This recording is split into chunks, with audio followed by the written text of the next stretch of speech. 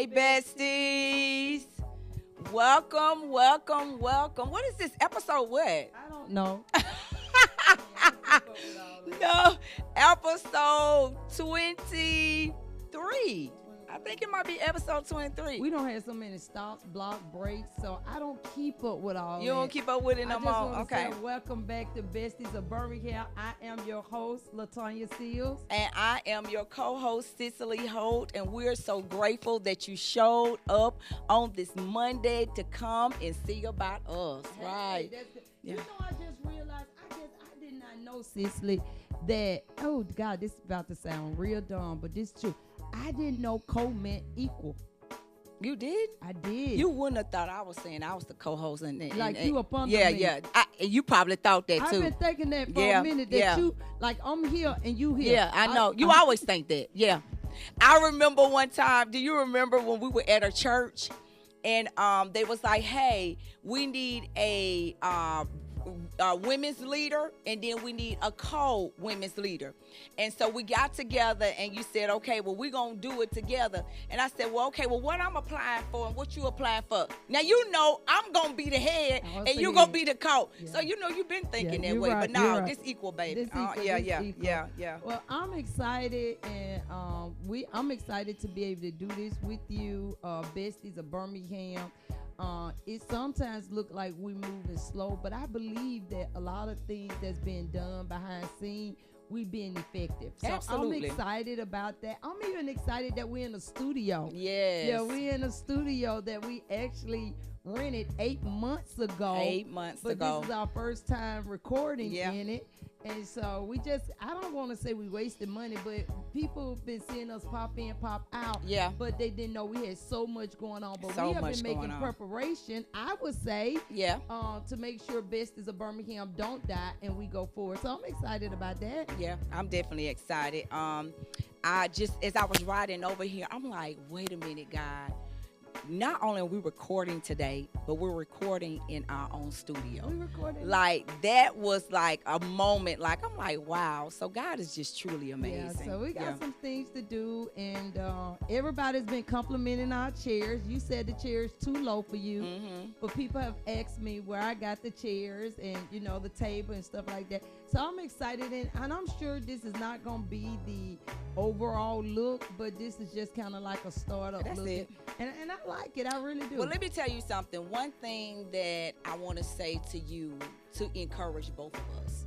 The way you start does not dictate the way you're going to finish. That's right. That's right. So even though we're starting this way, and it's a lot of stuff we both don't really care for regarding the podcast, certain things, at the end of the day, because we have vision and we have a God that gives us provision, at the end, we're going to win. So I ain't even worried about it. So yeah. And I Yeah, mean that. so I yeah. received that. Yeah, so. Well, I'm excited today. We're going to jump into our subject on today, our topic. And I'm excited about it. And I just want us to be totally transparent. And we talking about your bestie running with your enemies. Your bestie running with your enemies. Your bestie dealing with, talking to, hanging out with your enemies. And I need to define that, because you remember many years ago, God gave me a revelation on what your enemies are. Yeah. And a lot of times we think your enemies are people that don't like you. Yeah. Yeah. You know what I'm saying? Like, they don't like me, so you're an enemy. And that ain't always the case. Absolutely. I found out a real enemy is anybody in a position to help you and they choose not to. That's an enemy. Yeah. That's an enemy. Anybody in a position to help you, to speak on your behalf in your absence. Yeah. And they choose to go the opposite direction. It's got to be some hate, some enemies kind of fluctuation. Yeah. Right there, some unnecessary. Well, like my mother-in-law said, it's some Trickeration. trickeration. It's some type of trickeration. It's some somewhere. trickeration. Yeah. So I want to talk about today the fact that your bestie hanging with people that's not fond of you, or you're not fond of. Okay. Your enemy, people that hadn't been real good. How does that look, and how? Let's just judge off how we've been able to manage that. because it's been people I feel like you have dealt with that I feel like was not for me. And how do we overcome people remaining friends but not using witchcraft on each other? Is that witchcraft? Would you say that's witchcraft? What you mean? I didn't understand that. To say if you deal with them, then I'm not gonna deal with you. Is that kind of like a trolling? When do they break that line and say, you know what I'm saying, you diss my girl? Because a lot of people do that. And we got grown people, 50 years old. If you don't ride with this person that they ride with, they don't fool with you. And I get that sort of kind of worldly, but now that we saved, you know what I'm saying? How should that look? My bestie running with enemies, or would it be better to say people that's not absolutely favorable towards me? Absolutely, because one of the things. So let me say this: both of us have ran with people that we knew did not like one of us. I think more you than me. Yeah, it doesn't matter. I mean, I'm gonna tell you like this. I remember when I had 2 kids. And I said, one more disrespectful than the other one. And you said, it ain't no such thing as one more. Either they disrespectful or they not. So it's not you've ran with more people. But they both were disrespectful. At the end of the day, we both have done it. So it doesn't matter if you feel like you've done it more, whether you had more family members, I had less family members, I had more friends, you had less friends. It doesn't matter. We both have. And one of the things that I can definitely say is this. In that, I know regarding me, dealing with people that I know that was not fond of you, I always, with me, I gotta know I know what I'm talking about. So when I know for sure, I give people so much of the benefit of the doubt. I really want to believe, why would you not like a person? You kind of naive. Well, you've always said that. You can kind of say whatever. But at the end of the day, I think you are too. You just naive in a different way. But at the end of the day, when I really know that, hey, this is where we are, instantly, we got to have a conversation. Because I need you to understand my position in her life. I need you to understand her position in my life. It's kind of like, and people might say what they want to say. When I understood that you was going to stand with me for real in sickness and in health, for better and for worse, and at the end of the day, I ain't talking about no marriage, no funny stuff. I knew in the hell that I had been through that you were going to stand up by my side. I made sure that people always understood she ain't going nowhere. And if you can't get it together, then me and you gonna have to look at a different route that we gonna take our relationship, because she ain't going nowhere. I believe when you set the standard and you let them know your position, and I one thing I can guarantee you can say is everybody that you felt like that was around me that didn't like you, where they standing with you now? And that's because conversations was had and understanding was made. You ain't gonna mistreat her. You ain't gonna dog her out. She ain't going nowhere. And if you don't want to go nowhere, let's get this together. And that's good. And I mean, I guess I'm in a place in my life, and I think I'm being very transparent with. For years, I suffered with rejection.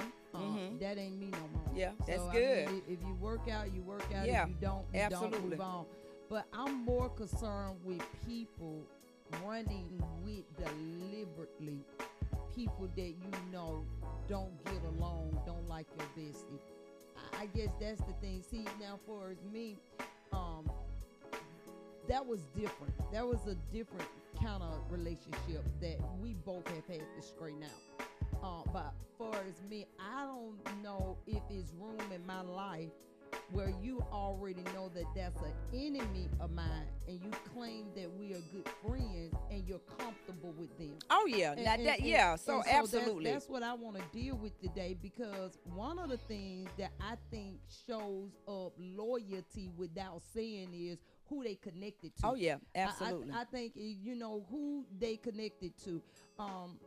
My pastor, everybody knows how I feel about my pastor. That's just me. I don't, you know what I'm saying? And one of the things is my pastor had went through something, and I knew a lot of people had in the old folks saying they had put my pastor name on a signboard. Well, I knew a lot of people that had came up against my pastor couldn't get invitation to certain functions because I was not going to make my pastor feel uncomfortable there. Yeah. I was not going to have guests that I know have ate his name Absolutely. for supper. Yeah. And I got my pastor in an uncomfortable situation. Mm-hmm. But I'm looking at people that claim to be each other's besties, and you're running with enemies that you know is not fond of your bestie. And I'm just trying to figure out how people think stuff like that is right. And get this, let me say this to you. I know that we're not Crips and Disciples and Bloods, and I know we're not in a cult, and I know we should not be doing nothing look like witchcraft, because I think when you give people certain ultimatums, you're controlling them. Mm-hmm. But I just think for me, Cicely, when I figure out that you are an enemy against somebody that I love, I got to love you, but I got to watch you. Okay. Because Yeah. I don't know that's for good. real if You're right. you hanging around me just to get to them. Yeah. Or you building a relationship with me just to poke at them, like, hey, I'm with Tanya or something like that. So I got to kind of watch that, you know what I'm saying, from a view to see why you dealing with Well, stuff then like let me that. say this. I think you're saying the same thing that I said. When you kind of turned the question around, you were saying, then I got to thinking about, so you're talking about people I already don't like my friend. And so would you connect with somebody? Now, me and this person, we're not already connected, but you're trying to connect with me, and I know you don't like. At this age, it is a no-go. I even think if I would have known people didn't like my friends back then, it would have been a no-go. I'm not connecting with nobody off the top. I know you got a problem with my friend. No-go don't necessarily mean I don't love you. Oh, yeah. I can't be But sociable with you. Oh, I yeah. can't even go and have an appetizer with you.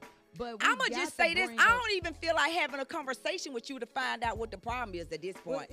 For me. But for me. Let's bring balance, because with the fact of the matter is operating in purpose. Yeah. Sometimes we have had to have conversation with people that we knew wasn't right. I remember one time, this is just the truth. I remember one time I was in a counseling session, and they was just like, and you know, I'm a good person, got a good heart, and and God was telling me, keep it ministry. Don't let your personal, because I want to tell them that ain't the way I see you, but I want to give them the word. So it is times that we will be in situations where we might have to encourage, build up, or have a conversation with anybody. But I'm not bringing it to the fact that we're going to be hanging out, taking trips, and I know you don't like my girl. So, I mean, that's given. We in ministry. So, you know you're going to have people in ministry no different than when it was a person that was talking about you. And I'm like, you ain't talking about my best friend. Yeah, like, you ain't finna sit here and just talk about her. And she was all, people going to try it. But what I'm talking about. Oh, that's good. You said what? People gonna try it. I mean, they gonna try it. But at the end of the day, you deal with it and you move. These ain't people, and I'm gonna be honest, and you know, and I don't know if this is the right thing to say. I don't know if it's when I got 50, I just got tired. I ain't even trying to even bring and meet new friends at this point. If God does it, it's gonna be great. But what I'm talking about, and what this is the point I want people to understand. I'm not finna connect with nobody that I know does not care for a person that has already shown me where they stand with me. And I agree with that. I ain't even trying to figure it out. Yeah. And maybe it might be my age. I know we might have some people that are younger people, younger people that might say they got time. I don't have time for it. And I just think, and we're in a season people already ain't loyal anyway. You already got to wonder what people are with you anyway. When you know you got somebody on your team that's loyal, committed, down for you, I ain't finna take a chance on what I'm about to get. I'm going to just go with what I got. So, I mean, that's for me. So, let me wrap this up in a bow, and then I'll let you go.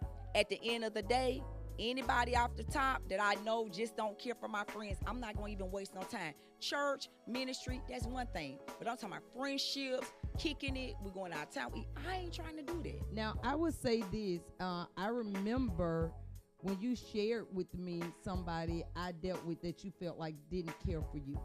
A couple people. And you told me that, and you told me, and at first I didn't see it. I just, naive. Yeah, you said what you want. Yeah, to say. But anyway, but after prayer, and I do believe you have to watch stuff. After prayer, I figured out you was right, and I had a round table discussion. Like, hey, I love you, I love them. We got to get this together. So it is times when it might be relationships that somebody need to go in and be the mediator. And bridge the gap when you love them both. Absolutely. But like you said, these new people coming in with this new stuff. I know my bestie. I know my bestie's heart. I'm not going to even make my bestie feel uncomfortable by bringing you around in places that makes you feel worse when you get there than you did before you arrived. Absolutely. I'm responsible for the energy I put you in. You know what I'm saying? They talk about working in a hostile environment. I'm not going to let you fellowship in a hostile environment. Yeah. So I think a lot of times as bestie, as friends, as our sister keeper, we need to evaluate who we put in the circle. Because everybody that we bring to the circle is not coming to the circle because they're genuine. Some people come into the circle to harass your bestie, to make it look like, hey, I'm in, and I still don't like you. You know what I'm saying? Like, no, to you're not find out the inside scoop on what's going on. Yeah. And a lot of people, they go, and this is so good. I got this one friend, and I love her. She is so good. And I told her the other day, I said, have you noticed everybody that you bring in your circle don't stay? Because they get what they came for, your business, your closeness, your connections. Yeah. And once they get it, they feel like they accomplished it and they leave. So that comes from letting too many people in too quick. I can agree. Putting people in your life too quick. Giving them roles and titles too quick. Making them besties, making them associates, making them friends. Some people just need to be acquainted. Yeah. I just know you. Yeah. You know what I'm saying? You don't even deserve to be an associate. You don't even deserve to be a friend. You don't even deserve. You just an acquaintance. I know of your name. Yeah. And Facebook got it so good. Now we just Facebook friends. That's it. That's good. We just Facebook friends. That's it. So I'm excited about that. You know what I'm saying? That we have gotten to a level that it is no wishy-washy. No, I'm not bringing you in our circle with this drama. You get along with everybody, or you don't get along with nobody. I'm not bringing you in our circle with this. We have different levels of friends. We got our out of town friends that we travel with. Yeah. We got our in town friends, and all of us get along. You know what I'm saying? All of us we just grown, and we got children and husbands and ministries, and we really don't have time to bring in a hater or enemy. And get this, I want to say this before we go.